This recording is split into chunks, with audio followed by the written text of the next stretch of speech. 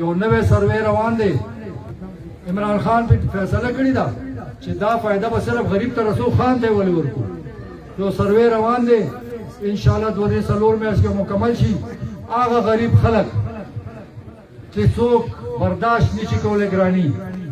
هغه به هغوی ته به راشن کارت په شکل کې یو کارت ملاویږي او غریب خلکو ته به ارزانه وي وړه به غریب ته ارزاني او خانانو ته به ګراني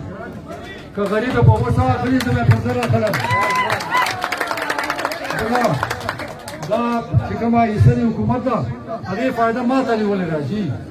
هغې فایده یې خان ته ولې ځي نو دا سوچونه یو عمران خان کولی شي بل څوک نشي کولی او انشاءالله تعالی دا اوړه به مو ګورئ کله چې دا سروې مکمل شي نو خان به په 100 روپۍ اخلي او غریب به انشاءالله په 200 او په 600 اخلي داسې اوړه چیني غوړي هر څه دا به د غریب خلکو سروې شروع دی هغه سروې نه به انشاءالله تعالی کارډونه ملاویږي زه چې کم شی په 100 روپۍ اخلم